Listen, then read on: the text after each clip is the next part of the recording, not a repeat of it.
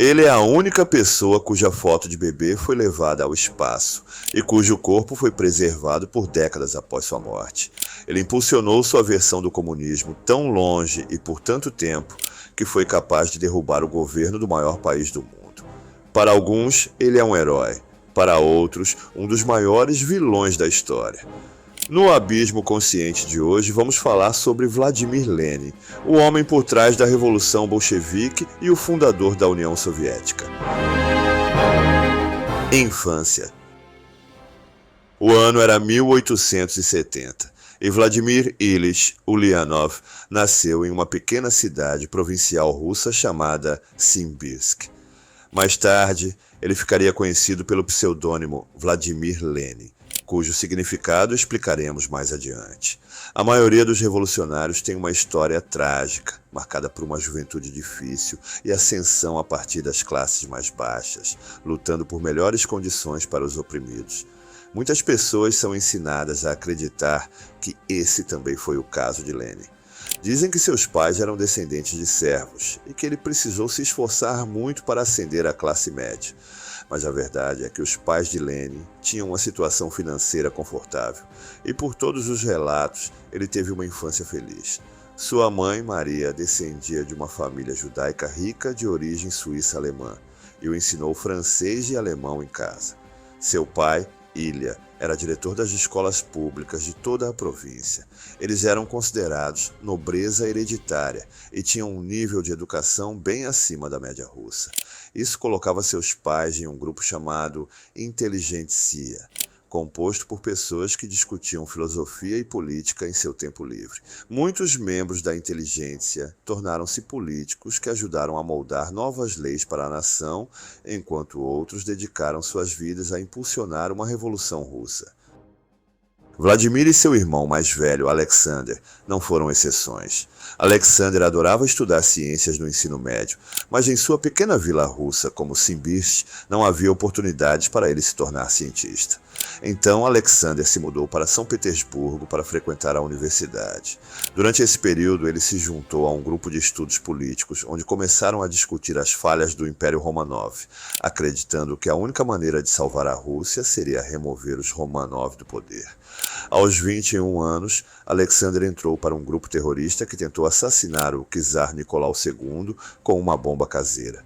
Os terroristas foram capturados e Alexander e seus companheiros foram enforcados por seu crime. Vladimir Lenin tinha 17 anos quando seu irmão morreu e estava prestes a se formar no ensino médio. Mesmo após passar por uma tragédia tão chocante, ele ainda conseguiu se destacar e foi o orador da turma em sua formatura. Lenin ingressou na faculdade de Direito com a intenção de se tornar advogado. Porém, apenas alguns meses depois do início do primeiro semestre, ele participou de uma manifestação de estudantes protestando contra as regras da escola. Como a polícia russa já estava de olho nele para verificar se ele poderia ser um terrorista como o irmão, a escola viu sua participação nos protestos como um sinal de que ele poderia causar problemas. Assim, ele foi expulso e decidiu se educar por conta própria. As faíscas que acenderam a revolução. O czar Nicolau II libertou a classe camponesa do status de servos, o que significava que eles não precisavam mais servir aos grandes proprietários de terras. Embora essa medida tenha aliviado parte das dificuldades enfrentadas, não foi uma solução completa para os problemas dos camponeses. Muitas pessoas continuavam endividadas e lutavam para sobreviver. A grande maioria da população era analfabeta, e a Rússia estava décadas atrasada em relação ao mundo ocidental. Membros da inteligentsia estavam descontentes com o rumo do país e queriam que ele progredisse, como o restante do mundo. Lenin estudou direito, mas percebeu que, com seu nervosismo e a má reputação de sua família devido ao envolvimento do irmão com o terrorismo, seria impossível conseguir um emprego como advogado. Ele então iniciou sua autoeducação, lendo Karl Marx e outros escritores revolucionários. Ingressou em um grupo de estudos marxista, onde intelectuais se reuniam para discutir filosofia e a possibilidade de uma revolução russa. Foi por essa época que uma grande fome se espalhou pela região onde Lenin morava. Os registros da fome de 1891 variam drasticamente. Alguns apontam 300 mil mortes, enquanto outros estimam que cerca de 5 milhões morreram de inanição. Lenin estava bem, é claro, pois sua família tinha boas condições financeiras e ele tinha dinheiro suficiente para comprar comida. Ele não fez nada para ajudar as pessoas que estavam morrendo ao seu redor. Na verdade, ele ficou satisfeito com a situação, afirmando que, quanto pior ficasse a situação na Rússia, melhor seria. Ele sabia que as pessoas precisavam começar a morrer aos milhares para que ficassem revoltadas o suficiente para querer uma revolução. Karl Marx acreditava que uma sociedade industrializada teria mais chances de iniciar uma revolução, pois, segundo ele, as pessoas se revoltariam contra o comercialismo. Lenin, no entanto, reinterpretou muitos dos conceitos de Marx. Ele introduziu a ideia de que a inteligência revolucionária deveria guiar os camponeses não instruídos. Embora a filosofia fosse chamada de marxismo durante o período soviético, hoje ela é conhecida como leninismo, pois na verdade consistia em ideias pessoais de Lenin e não de Karl Marx. Lenin se juntou a um grupo socialista que conseguiu acesso a uma fábrica, onde começaram a distribuir panfletos aos trabalhadores. Eles tentavam instigar os operários a se revoltarem contra suas condições de trabalho e a exigirem jornadas mais curtas e melhores salários. No entanto, foram descobertos, pois deixaram um informante da polícia entrar no grupo por engano, e todos foram presos. Na época, qualquer atividade revolucionária era levada muito a sério, e todos tiveram que cumprir pena na prisão. Lenin tinha 26 anos quando foi preso, mas sua experiência foi bem diferente do que imaginamos sobre prisões russas. Como ele vinha de uma linhagem nobre, foi acomodado em um local confortável, onde podia usar as roupas que quisesse, ler livros e receber visitas diárias de familiares e amigos. Ele até teve permissão para continuar escrevendo seus panfletos e ensaios revolucionários enquanto estava preso. Após 14 meses na prisão, ele foi exilado na Sibéria por 3 anos. De certa forma, isso foi positivo para ele, pois recebeu uma pensão do governo para cobrir suas despesas. Ele passou todo o tempo lendo e escrevendo sobre a revolução, que era o que queria fazer. Assim, para Lenin, esse período na Sibéria foi como um longo retiro literário, durante o qual foi bastante produtivo. Sua namorada também foi presa e enviada para a Sibéria. Eles se casaram para que pudessem viver juntos no exílio. Enquanto Lenin escrevia suas ideias revolucionárias na Sibéria, ele as enviava para seus amigos socialistas, que publicavam seus ensaios em um jornal clandestino.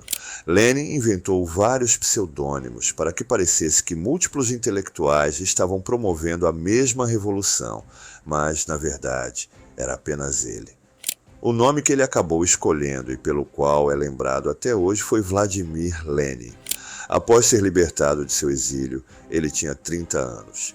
Ele e sua esposa mudaram-se para Munique, na Alemanha, onde podiam imprimir seus jornais revolucionários em russo sem problemas com a polícia alemã.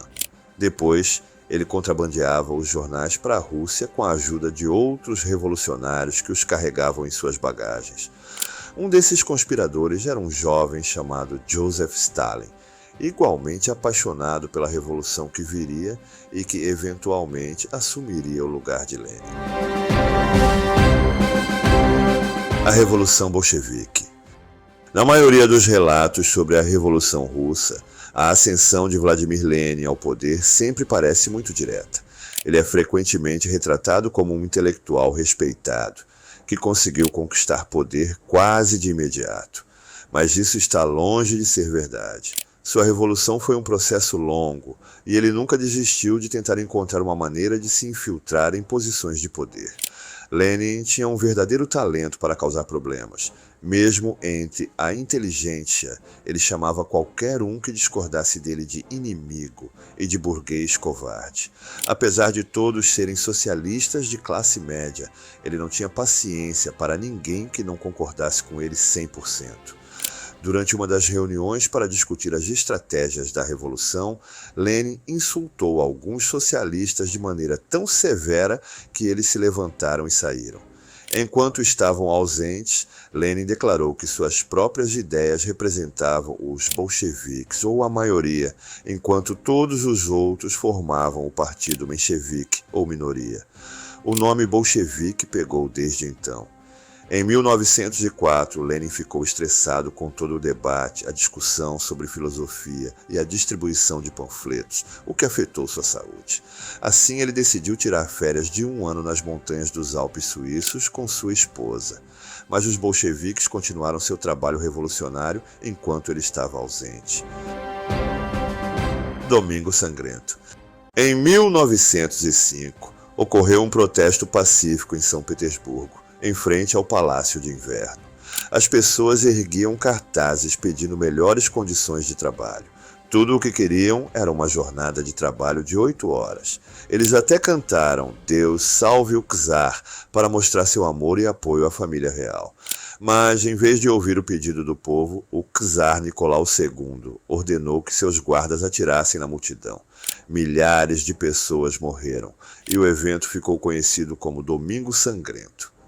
A população ficou indignada e começou a protestar por direitos trabalhistas em toda a Rússia. Quando Lenin soube da notícia, encerrou abruptamente suas férias na Suíça e decidiu voltar para a Rússia. Finalmente, ele tinha a oportunidade que tanto esperava. Lenin começou a pregar para as pessoas que era necessário se organizar e agir contra o czar. Ele se empolgou com a ideia de uma revolução sangrenta e chegou a escrever que deveriam jogar ácido quente nos guardas reais, incluindo detalhes específicos sobre como assassinar alguém, algo que nenhum outro escritor revolucionário havia feito antes. No entanto, ainda não havia revolucionários dispostos a lutar e matar por Lenin. Muitos dos revolucionários bolcheviques foram exilados para a Sibéria, e Lenin fugiu para a Suíça antes que também fosse preso. A Primeira Guerra Mundial interrompeu temporariamente os planos revolucionários.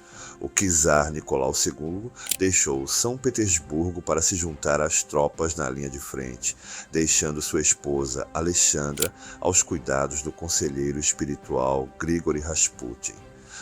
Rasputin acreditava ser a segunda vinda de Cristo e dizia ter poderes mágicos de cura dados por Deus. Muitas das decisões de Rasputin foram duramente criticadas, como a nomeação de amigos despreparados para cargos importantes. Enquanto isso, Lenin continuava escrevendo sobre suas ideias revolucionárias na Suíça e incentivava os soldados a apontarem suas armas contra os oficiais durante a guerra. Mas quase ninguém lia os jornais clandestinos, exceto por alguns poucos bolcheviques ativos.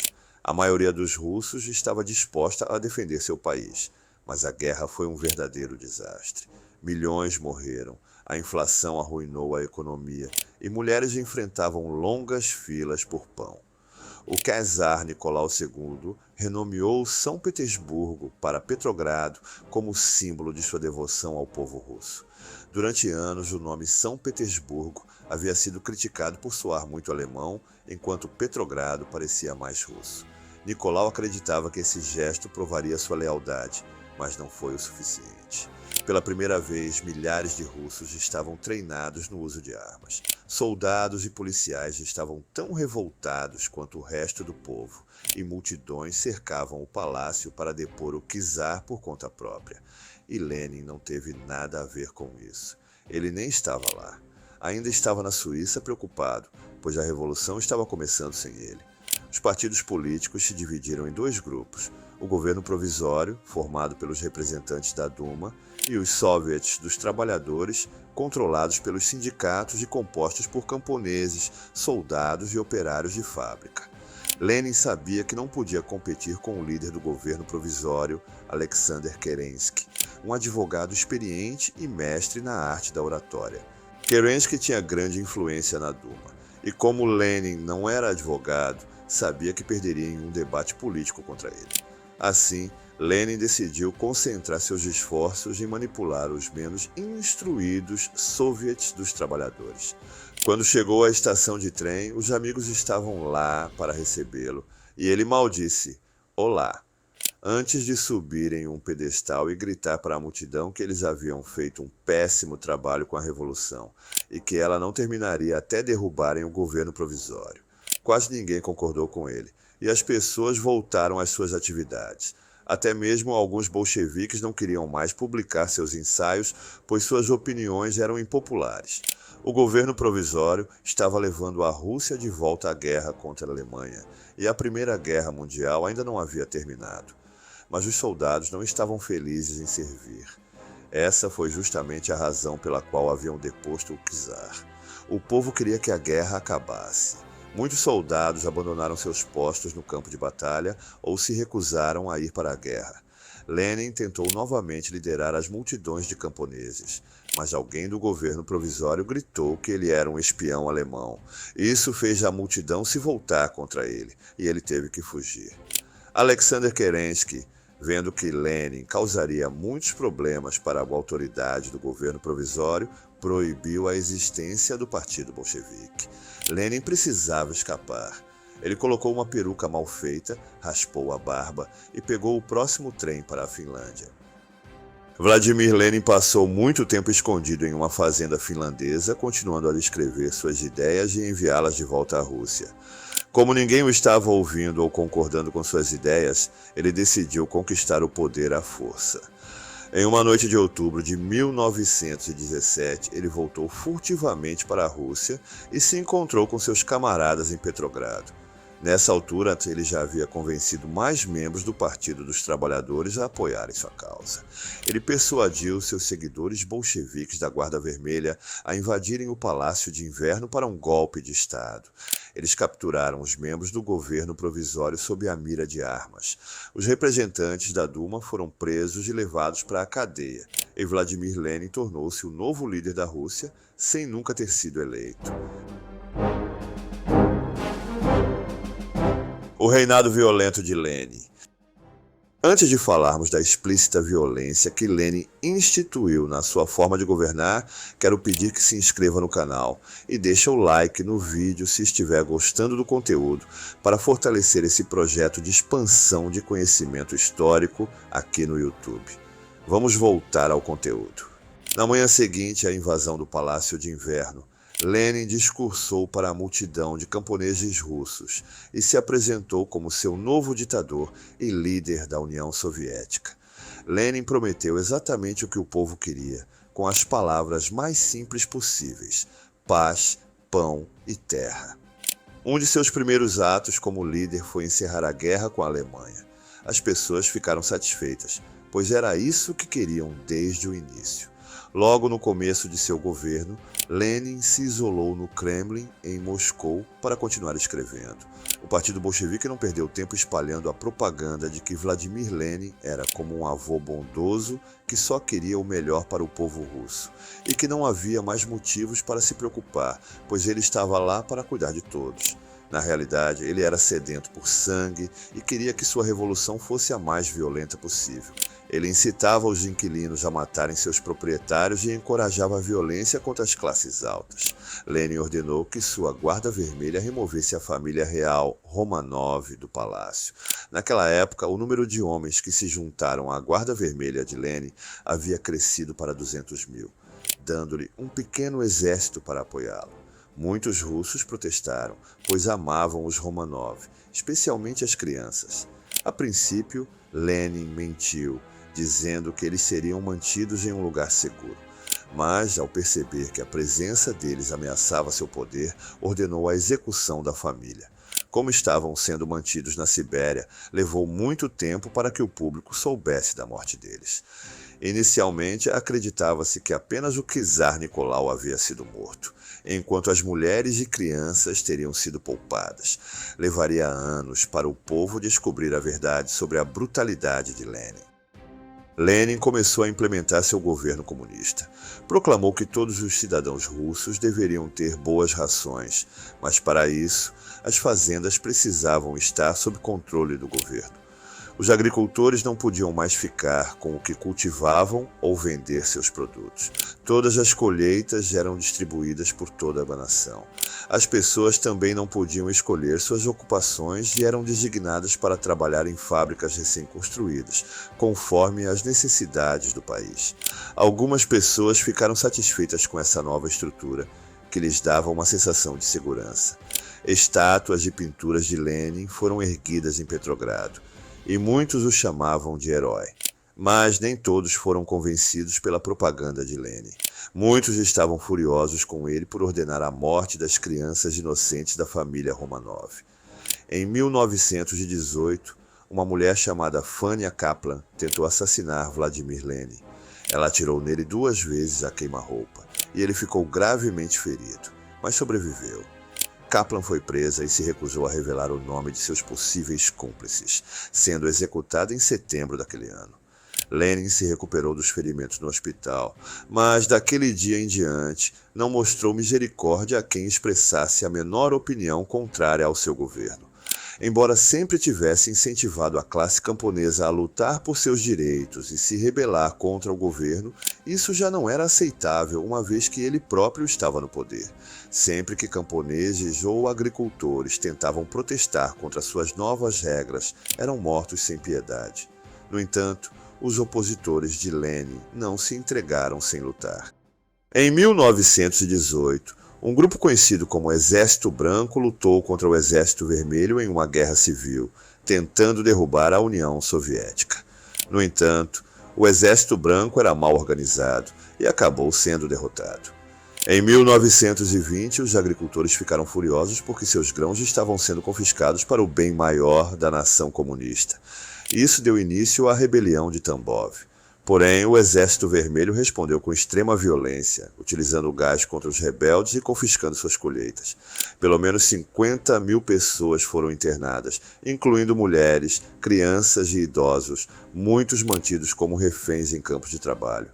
Episódios como esse se repetiram, e qualquer tentativa de revolta por parte do povo russo era rapidamente sufocada. Apesar de tentar implementar sua filosofia política através de violência e intimidação, Lenin sabia quando recuar. Quando milhões de pessoas estavam à beira da morte devido à seca e à fome, ele decidiu suspender temporariamente o comunismo e permitiu que os agricultores mantivessem os alimentos que plantavam e vendessem o excedente para obter lucro. Algo que lembra o capitalismo. Essa medida foi extremamente bem-sucedida. A fome diminuiu e a economia se recuperou. Porém, assim que a situação se estabilizou, Lenin retomou a política de racionamento forçado. Infelizmente, nem todos os líderes que sucederam Lenin sabiam a hora de fazer pausas no comunismo em tempos de crise. Seu sucessor, Joseph Stalin, seria lembrado como um dos piores ditadores da história. Morte e legado. Aos 54 anos, a saúde de Vladimir Lenin começou a deteriorar e ele sofreu vários derrames. Mesmo debilitado, ele ainda tentava escrever em seu diário e dar ordens do leito.